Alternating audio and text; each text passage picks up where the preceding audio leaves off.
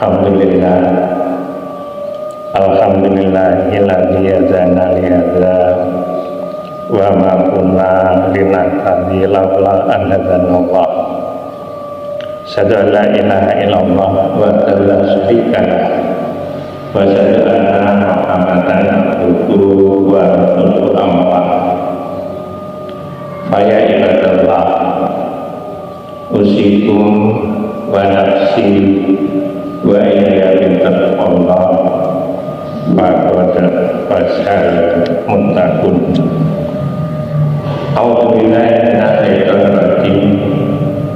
Bismillahirrahmanirrahim.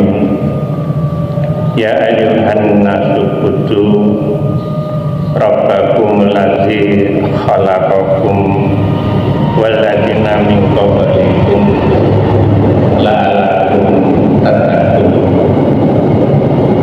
Inna nahnu nuhyil mauta wa naktubu ma qaddamu wa asharu ma kullu shay'in ahsaynahu fi imamin mubin. Laqad khalaqnal insana fi ahsani taqwim summa radadnahu asfala safilin. Shadaqallahu azim. Ibu bapak jamaah pemirsa yang dirahmati oleh Allah, yang dicintai oleh Allah, marilah kita selalu meningkatkan iman dan takwa. Dengan takwa dan iman yang sebenar-benarnya takwa, mudah-mudahan kita bisa menjalankan perintah-perintah Allah dan menjauhi segala larangannya. Dan marilah kita tidak henti-hentinya untuk memanjatkan puji syukur kepada Allah, karena limpahan rahmat, taufik dan hidayah, nikmat dan kurnia. Utamanya yang pertama adalah nikmat yang berupa kesehatan. Yang kedua adalah nikmat yang berupa umur panjang yang bermanfaat. Mudah-mudahan ibadah kita hari ini lebih baik dari kemarin, dan mudah-mudahan ibadah kita akan lebih meningkat sehingga kita menjadi la'allakum tattaqun. Ibu bapak yang dirahmati oleh Allah, sholawat salam yang selalu kita haturkan kepada baginda Muhammad Rasulullah Sallallahu Alaihi Wasallam sebagai uswatun hasanah, contoh tauladan yang terbaik. Mudah-mudahan kula panjenengan selalu bisa menegakkan sunnah-sunnah beliau. Mudah-mudahan kita termasuk kaumnya yang bisa melaksanakan sunnah-sunnahnya, sehingga kula panjenengan di yaumul hisab, di yaumul kiamah, kita mendapat syafaatnya. Amin Allahumma amin. Ibu bapak yang dirahmati oleh Allah, tema kajian adalah insan yang bermanfaat, berilmu dan berkemajuan. Ibu bapak yang dirahmati oleh Allah, saya menyampaikan pesan dari Profesor Dr. Mufti Ali, Sekjen terpilih, tentang dakwah dan pengajian. Yang pertama, di era digitalisasi ini ada dua istilah menurut beliau, yaitu ghibah digital dan ghibah konvensional. Menurut beliau bahwa ghibah digital itu menjelek-jelekan orang lain yang memanfaatkan media digital. Hukumnya menurut profesor adalah termasuk dosa besar. Yang kedua, ghibah konvensional. Ghibah konvensionalnya adalah ghibah yang langsung, dalam tanda kutip, rasan-rasan. Ibu bapak yang dirahmati oleh Allah, yang dimuliakan oleh Allah, ghibah digital itu tanda kutip menurut beliau mengapa termasuk dosa besar. Pada dasarnya menjelek-jelekan dengan satu alasan bahwa dengan memanfaatkan media digital, misalnya pulau panjenengan biasanya ibu-ibu itu punya grup yang sekarang lagi tren, grup SMP, SMA, perguruan tinggi, grup jamaah, grup masjid dan lain sebagainya. Sekali mereka mengangkat masalah jelek dari berbagai hal, terutama kepribadian, kalau grupnya 10 ya berarti 10 kali lipat. Kalau grupnya 250 ya 250, sehingga menurut Profesor Doktor itu adalah termasuk dosa besar. Dan yang sekarang lagi tren itu adalah merasa benar. Itu menurut beliau bukan karakter kita. Ibu bapak yang dirahmati oleh Allah, yang dimuliakan oleh Allah sekaligus dicintai oleh Allah, Islam berkemajuan yang menjadi moto dari perserikatan kita itu adalah Islam yang menyenangkan, Islam yang menyejukkan, Islam yang konseptual. Nah ini yang nomor 3 ini, kita itu paling konseptual. Dan bahasa yang sekarang adalah yang keren menurut anak muda. Ibu bapak yang dirahmati oleh Allah, saya mengangkat dari yang saat inilah tren ribuan subtypes yang dimanfaatkan oleh media elektronik dan channel-channel, yaitu tentang pernyataan Ibu Megawati yang kurang lebih ini sekedar panjenengan tahu saja. Redaksinya demikian. Mengapa ibu-ibu sekarang senang banget ikut pengajian? Kemudian iki sampai kapan?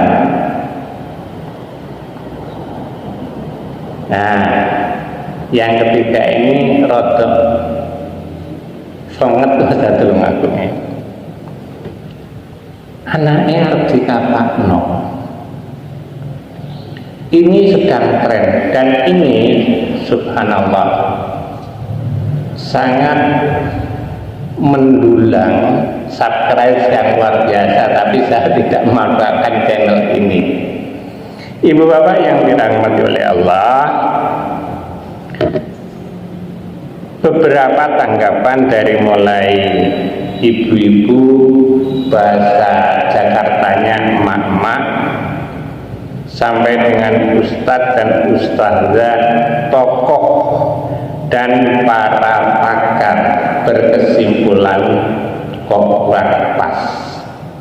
Itu tidak akan kita bahas, sekedar panjenengan mengerti. Ibu bapak yang dirahmati oleh Allah, karena rohnya kita itu pada pengajian, saya mengambil dari apa yang disampaikan oleh Rasulullah dawuh bahwa thalabul ilmi faridatun ala kulli muslim wa man salaka thariqan yaltamisu fihi ilman salalahu illa jannah. Dua hadis ini satu sama lain. Yang pertama, thalabul ilmi faridatun ala kulli muslim, bahwa sesungguhnya mencari ilmu itu hukumnya wajib. Tanda kutip, mengapa Rasulullah dawuh sebegitu penting? Di hadis lain disebutkan bahwa wa man salaka thariqan yaltamisu fihi ilman salalahu illa jannah. Barang siapa yang meneliti jalan untuk menuntut ilmu, niscaya Allah akan memudahkan baginya menuju jalan surga. Sokeh muslim. Ibu bapak yang dirahmati oleh Allah, yang dimuliakan oleh Allah, pemirsa di mana saja yang bisa mendengar apa yang saya sampaikan, begitu pentingnya. Pertanyaannya, kok sebegitu ya? Tanda kutip Ibu Mega tadi, beliau mengatakan, saya juga sering kok ikut pengajian, bahkan saya haji 2 kali, umroh 2 kali. Itu sebetulnya tidak penting. Ibu bapak yang dirahmati oleh Allah, itu adalah konsumsi bagi media digital. Menurut Profesor Dr. Ali Mukti tadi, bahwa hindarkan kita semua dari grup-grup yang seperti itu, karena termasuk dosa besar. Itu adalah redaksi yang saya tangkap ketika beliaunya memberi tabligh akbar di daerah Jawa Tengah sana. Ibu bapak yang dirahmati oleh Allah, ibu bapak yang dicintai oleh Allah, marilah apa sebetulnya makna dari 2 hadis tadi. Begitu sangat pentingnya dawuh Rasulullah, dan itu adalah merupakan satu-satunya jembatan untuk menuju jalan ke surga. Ibu bapak yang dirahmati oleh Allah, yang dimuliakan oleh Allah, secara umum saya mengutip 4 hal dari manfaat pengajian. Yang pertama, ketika kita mengikuti pengajian, mudah-mudahan rutin, sekecil apapun, itu bisa meningkatkan kesadaran beragama. Yang pertama. Kemudian, sekecil apapun diharapkan kita akan bisa merubah sikap yang lebih baik. Yang ketiga, hati akan lebih tentram. Yang keempat, ketika kita sering mengikuti pengajian, itu akan bisa mempererat tali silaturahim, dan itu dianjurkan. Saya dengan Pak Mat dulunya juga tidak kenal, dengan Pak Bin, mungkin nyonya saya juga tidak banget dengan Bu Imam, Bu Wahid. Namun demikian, ketika seringnya mengikuti pengajian, maka di situ terjalin tali silaturahmi. Itulah ibu bapak yang dirahmati oleh Allah, secara umum gambaran tentang pengajian yang saya peroleh dari beberapa media. Bahasa Jawanya long life education, ini tren, artinya mencari ilmu itu berlaku seumur hidup.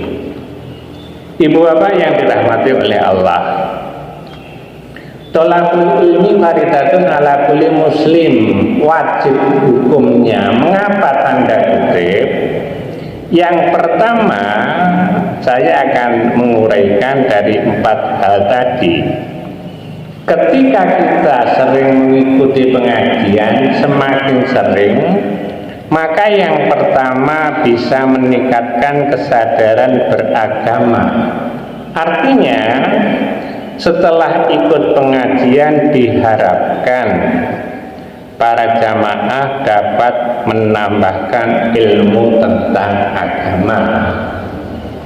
Yang kedua, wawasan tentang agama bisa bertambah, sehingga lebih tahu mana yang hak dan mana yang batil. Jadi ibu bapak yang dirahmati oleh Allah, ketika kita dari pengajian, jangan mencari-cari perbedaan. Itulah karakter daripada Islam berkemajuan.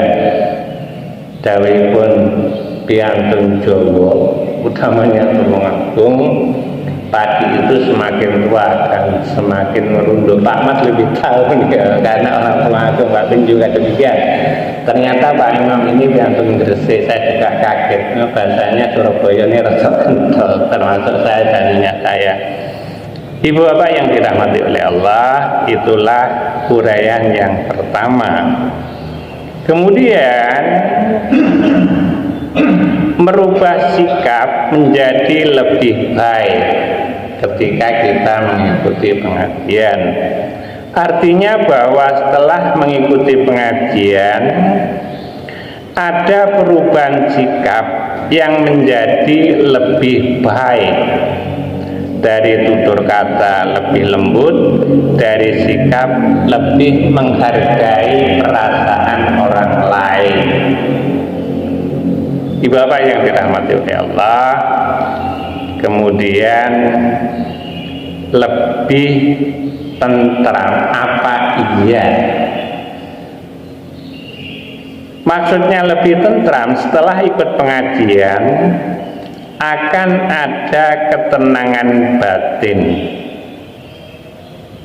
Ketika kita sering mengikuti pengajian, di dalam hati itu akan sejuk. Menika ingkang saged gawe panjenengan apa iya. Namun demikian saya kok bisa cocok. Karena yang konsep ini adalah para ahli-ahli tarjih tentang pengajian. Ibu bapak yang dirahmati oleh Allah, ketika kita sering mengikuti pengajian, menjaga tali silaturahmi antar jamaah. Artinya pun saling mengenal satu sama yang lain itu pasti. Kemudian ukhuwah Islamiyahnya akan terjalin. Yang ketiga, bisa mendatangkan rezeki yang baru. Contohipun misalnya profesipun podo Pak Bin misalnya, yang setiap hari tindak supaya ekonominya berjalan. Paling tidak kalau saya ngomong-ngomong, Pak Bin, harga cabai sekarang dia berapa, itu salah satu. Mungkin yang lain, konveksian misalnya, bisa saling mengisi. Ibu bapak yang dirahmati oleh Allah, ibu bapak yang dimuliakan oleh Allah, maka itulah yang luar biasa ketika kita sering derek pengajian.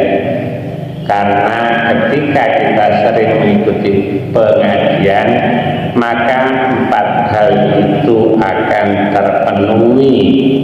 Dan yang paling penting, jangan sampai seperti dawuh Pak Profesor tadi, kita saling mencari kesalahan, karena bahwa kita semua itu tidak ada yang paling sempurna.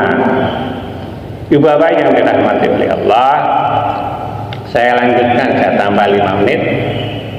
A'udzubillahi minasyaitonir rajim. Bismillahirrahmanirrahim. Laqad khalaqnal insana fi ahsani taqwim.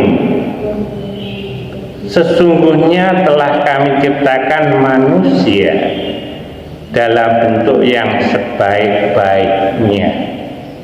Ibu bapak yang dirahmati oleh Allah,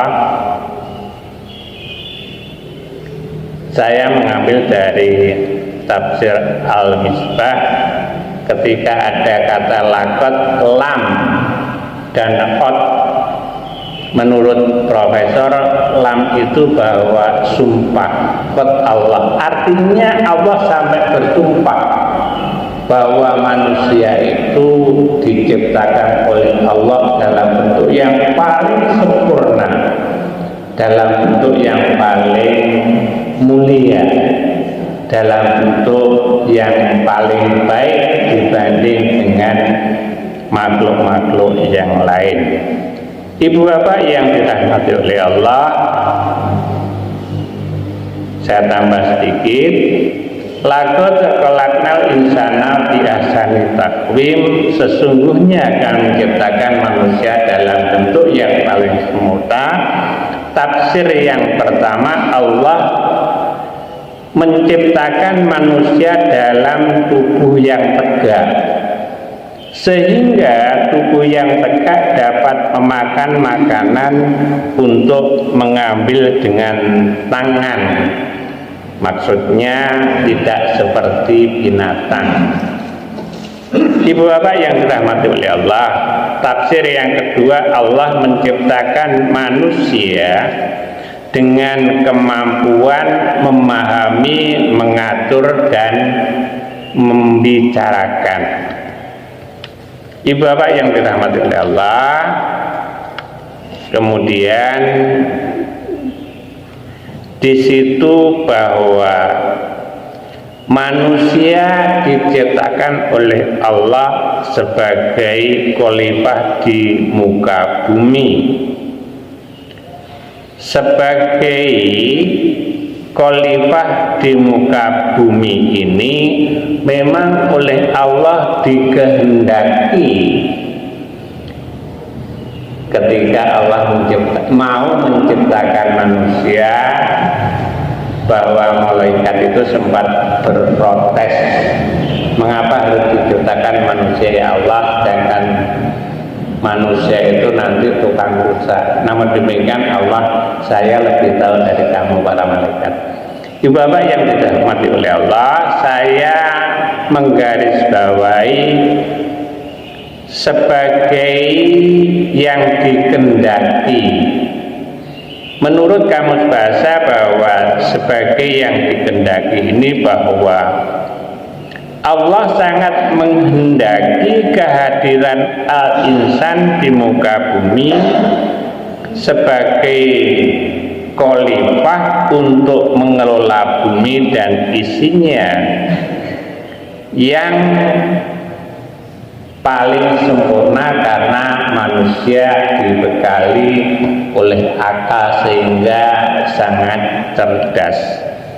Ibu bapak yang dirahmati oleh Allah, yang dimuliakan oleh Allah, laqad khalaqnal insana fi ahsani taqwim. Sungguh aku ciptakan manusia dalam bentuk yang paling sempurna. Tafsir berikutnya adalah makhluk yang paling indah, makhluk yang paling baik di muka bumi, dan makhluk yang bisa menyeimbangkan perasaan, khususnya ciptaan yang paling sempurna itu kita oleh Allah itu dibekali akal, dan itu oleh Allah diperintahkan untuk beribadah. Ibu bapak yang dirahmati oleh Allah, sumber ini saya ambil dari Kemenak Arab Saudi, dan masih banyak ahli tafsir yang lain termasuk Al-Misbah yang dikarang oleh Profesor Dr. Quraish Shihab. Jadi sangat paling. Ibu bapak yang dirahmati oleh Allah, mudah-mudahan yang saya sampaikan ini, seandainya salah itu adalah pribadi saya Triyono, seandainya betul itu semata-mata Allah yang memberikan petunjuk bagi saya. Barakallah, kurang lebihnya mohon maaf. Assalamualaikum warahmatullahi wabarakatuh.